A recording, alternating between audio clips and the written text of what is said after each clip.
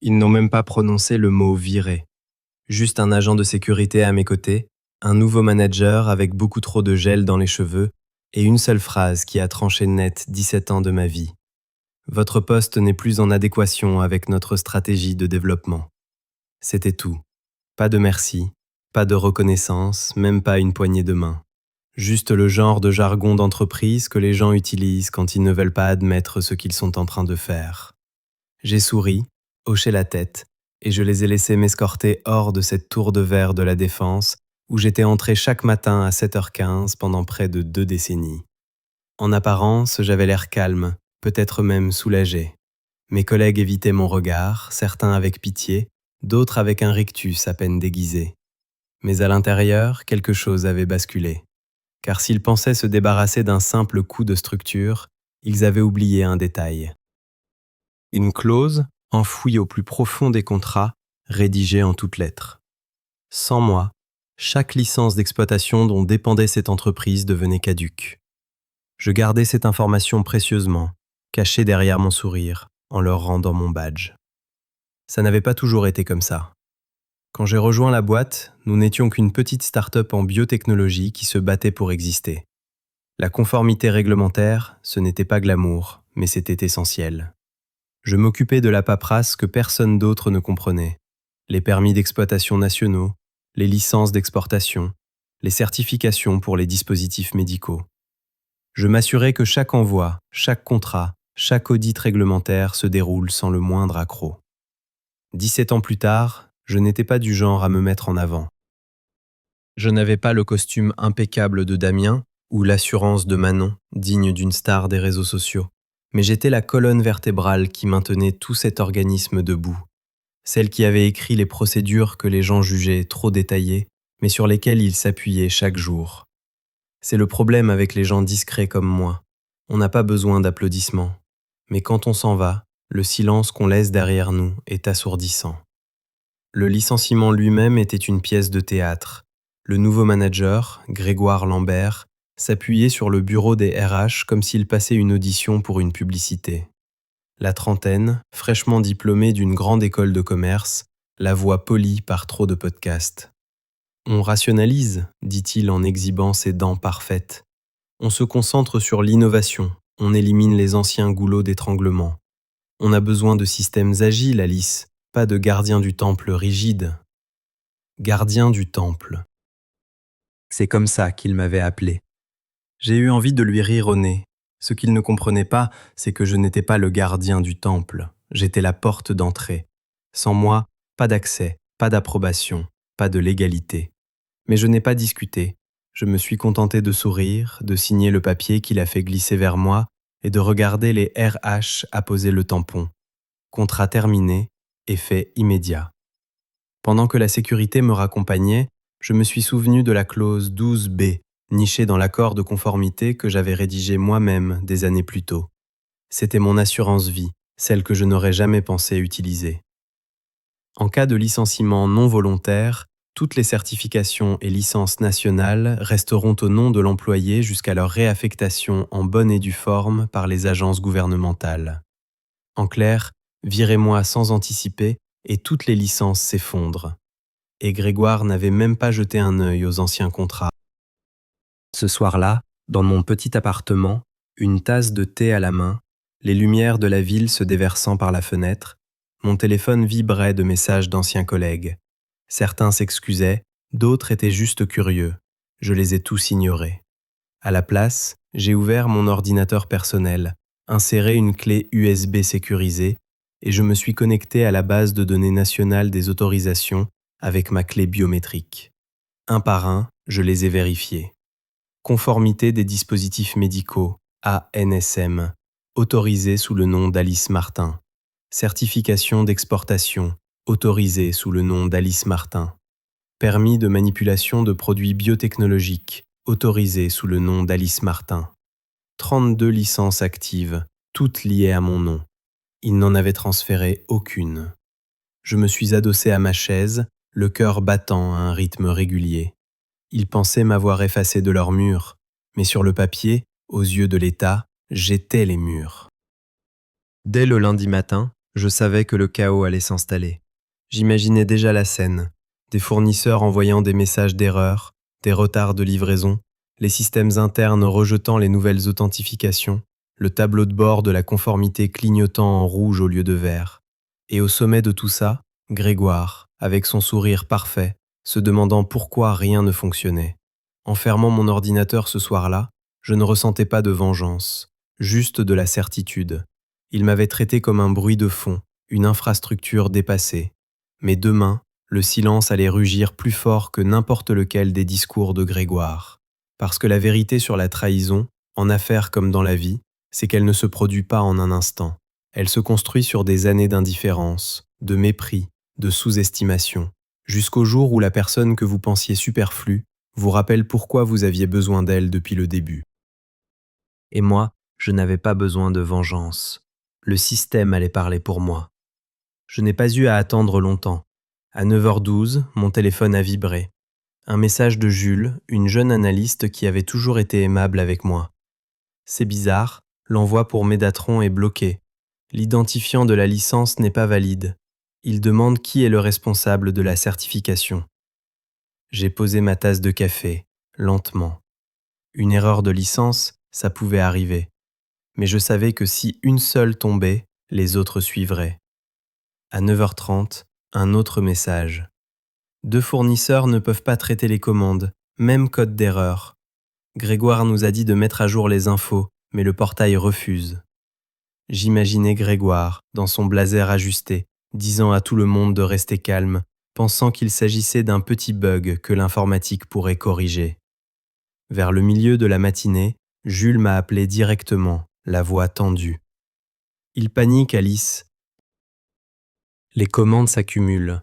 Damien est en salle de réunion, il dit que c'est juste un problème de transition, mais le portail de conformité renvoie toujours la même erreur. Aucun responsable de certification autorisé trouvé. Je l'ai écouté, sentant la pointe de peur dans sa voix. Jules, lui ai-je dit, aussi calmement que possible, va vérifier sur le registre national. Regarde à quel nom les licences sont encore rattachées. Un silence, puis un petit hoquet de surprise. Elles sont toutes encore à ton nom. Je l'ai remercié et lui ai conseillé d'être prudente avant de raccrocher.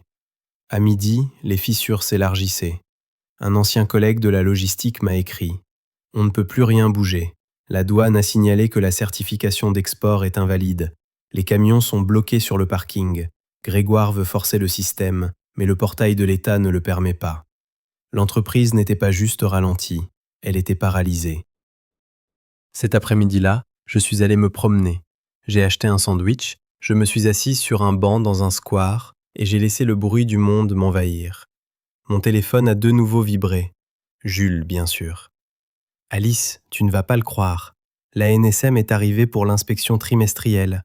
3 auditeurs dans le hall. Grégoire est devenu tout blanc. Il demande un accès au portail, mais personne ne peut se connecter.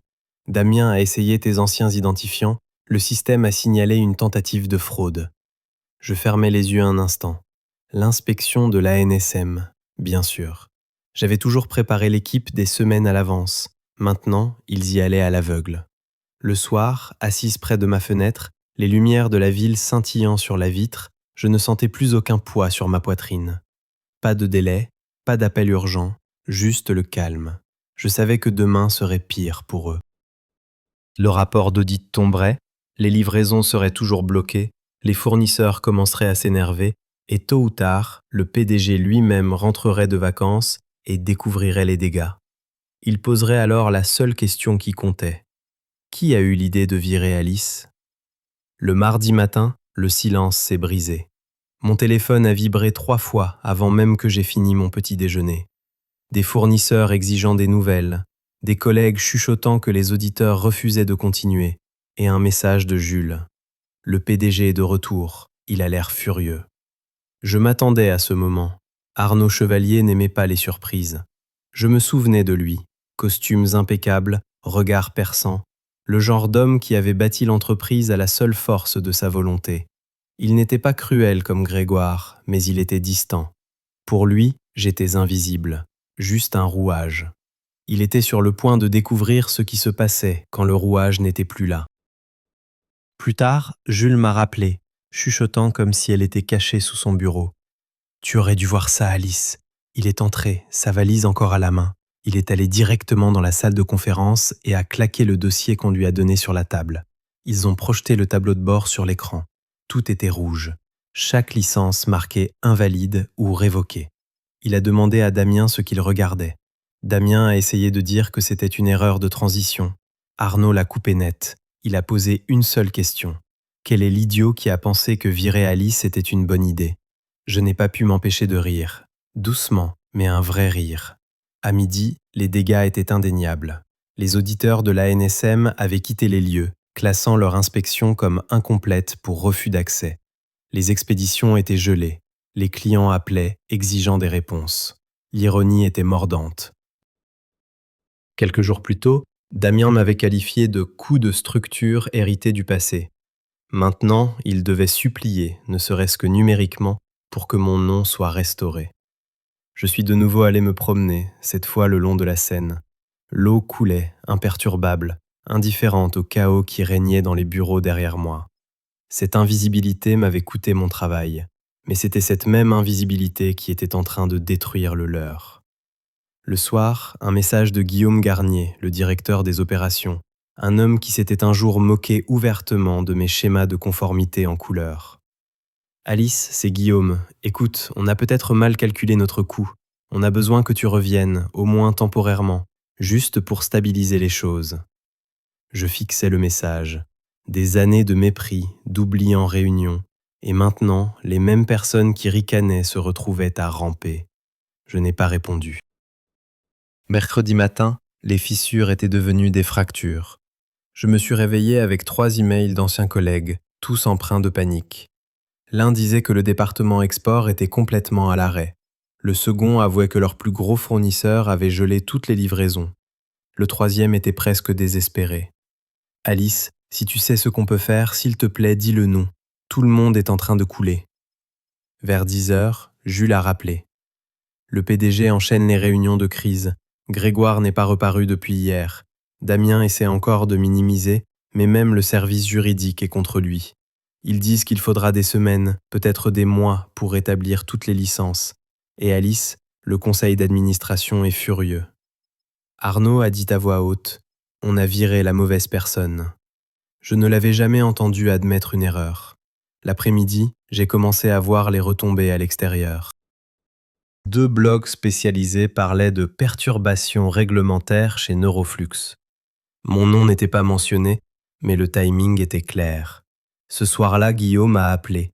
Sa voix était plus basse que d'habitude, dépouillée de l'arrogance qu'il portait autrefois comme une armure. « Alice, je sais qu'on n'a pas toujours été d'accord, mais je te le demande maintenant. Pas en tant que directeur, même pas en tant que collègue, juste comme quelqu'un qui a tout vu s'effondrer. Est-ce que tu veux bien nous aider ?» Je laissais ces mots flotter dans l'air. « Guillaume, lui dis-je finalement, vous n'avez pas besoin de moi. Vous avez besoin de comprendre pourquoi j'étais importante. Tant que vous n'aurez pas compris ça, rien de ce que je pourrais faire ne changera quoi que ce soit. » Il a tenté d'argumenter, mais j'ai mis fin à l'appel. Plus tard, j'ai ouvert mon ordinateur personnel et j'ai parcouru les offres d'emploi que j'avais ignorées pendant des années. Une entreprise se démarquait, Elixcore. Leur message était encore dans ma boîte de réception, vieux de plusieurs semaines. « Nous admirons votre travail. Si jamais vous êtes prête pour un changement, notre porte est ouverte. » Je l'ai lu 2 fois, puis j'ai commencé à rédiger une réponse. Jeudi, la nouvelle est tombée. L'ANSM avait officiellement classé l'inspection de Neuroflux comme un échec. Le rapport citait l'absence de responsable de certification valide et de multiples licences révoquées. Les conséquences étaient graves, amende, poursuite et une possible suspension des opérations. Jules m'a envoyé une photo d'Arnaud dans la salle du conseil, le visage enfoui dans ses mains. « Ils sont finis sans toi », a-t-elle simplement écrit. Ce soir-là, en sirotant un café, je me suis senti libre pour la première fois. La société m'avait sous-estimé, effacé, et ce faisant, s'était effacée elle-même. Et en cliquant sur « Envoyer » pour confirmer un entretien avec Elixcore la semaine suivante, je savais avec certitude que ce n'était pas une fin.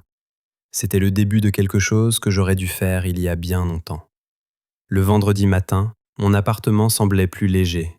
Elixcor avait répondu en moins d'une heure. Un bref appel qui s'est transformé en une conversation de 3 heures sur la gestion des risques et la manière de construire une entreprise qui ne s'effondre pas lorsqu'une seule personne s'en va. Ils ne m'ont pas demandé de secrets ou de raccourcis. Ils m'ont demandé comment faire les choses bien. Nous nous sommes mis d'accord sur un contrat de consultante à court terme, en attendant une offre à plein temps. Réaliste, respectueux, légal. À midi, Neuroflux était partout en ligne, dans les bulletins spécialisés et les forums de fournisseurs. Inspection échouée, licence révoquée, suspension temporaire. Jules m'appela après le déjeuner. Damien a été réaffecté. Grégoire n'est pas revenu. Arnaud a envoyé une note à tout le personnel sur l'importance de respecter l'expertise qui garantit notre conformité. Tu étais le sous-texte de chaque ligne. À 17h, un numéro inconnu. J'ai décroché. Alice, c'est Arnaud. Je vais être direct. Nous avons fait une erreur. J'ai approuvé une erreur. Nous avons besoin que vous reveniez. Fixez vos conditions. Je ne peux pas revenir, ai-je répondu. Pas pour défaire un choix que vous avez fait délibérément. Il est resté silencieux. Existe-t-il un moyen légal d'accélérer la réautorisation ? Non. Il n'y a qu'un seul moyen, le même que j'ai suivi chaque année. Formation, examen, enregistrement. Des semaines, pas des jours. C'est le principe. C'est censé empêcher exactement ce qui vous est arrivé. Pour ce que ça vaut, dit-il, je suis désolé. J'ai entendu dire que vous aviez demandé qui m'avait licencié. Vous savez déjà à qui adresser vos excuses. Il a expiré un souffle qui semblait plus vieux que lui. Bonne chance, Alice. Vous aussi, ai-je dit, et je le pensais. Pas pour lui, mais pour les gens qui n'avaient rien demandé. Le lundi, je suis monté au 21e étage de Elixcor avec un badge temporaire. Pas de fanfare, juste une salle de réunion et une petite équipe qui m'attendait avec des carnets. Camille, la jeune analyste qui dirigeait la session, a commencé par la question que j'aurais aimé qu'on me pose il y a des années. Si demain, 2 personnes étaient malades et une en congé, qu'est-ce qui casserait en premier ? Bonne question, ai-je répondu. Construisons autour de ça. Ce matin-là, nous avons dessiné la carte. Qui détient quelle autorité ? Où se trouvent les sauvegardes ? Comment les procédures sont testées ? Nous avons documenté des choses ennuyeuses, mais vitales. J'ai insisté sur une règle, écrite noir sur blanc. La personne qui maintient l'entreprise dans la légalité ne sera jamais la ligne la moins chère du budget. À midi, je suis sorti déjeuner. J'ai consulté mon téléphone une seule fois, une notification LinkedIn. J'ai changé mon profil avec 4 mots. Conseillère en conformité, Elixcor. Le jeudi, les tableaux de bord d'Elix sont passés au vert sous ma supervision. Non pas parce que nous avions pris des raccourcis, mais parce que nous ne l'avions pas fait. Tout le monde a ri en imaginant le scénario, et si le responsable de la conformité démissionnait demain, puis tout le monde a fait le travail nécessaire. C'est le rire de la sécurité, celui qui vient du respect, pas du déni. Vendredi après-midi, j'ai pris le chemin le plus long pour rentrer chez moi. Je suis passé devant mon ancien immeuble sans m'arrêter. À travers la vitre du hall, un colis attendait près de la réception. Un papier était scotché dessus. En attente, pas de responsable de certification valide. Ce n'était pas de la vengeance, c'était la loi de la gravité. De retour dans mon appartement, j'ai écrit une courte note sur un post-it et je l'ai collée sur le bord de mon écran, comme je l'avais toujours fait, au cas où ils oublient. Le travail invisible est celui qui soutient tout. Jules m'a envoyé un dernier message. J'ai un entretien la semaine prochaine. Ta checklist m'a sauvé aujourd'hui. Bien, je répondu. Garde-la avec toi et assure-toi que ta prochaine entreprise te mérite. J'ai fermé la fenêtre, posé mon téléphone face contre table et j'ai laissé le calme s'installer. Pas le silence de celle qu'on ignore, mais celui que l'on choisit. Le monde continuait de tourner, moi aussi. Et pour la première fois depuis des années, je ne tenais plus rien d'autre entre mes mains que ma propre vie.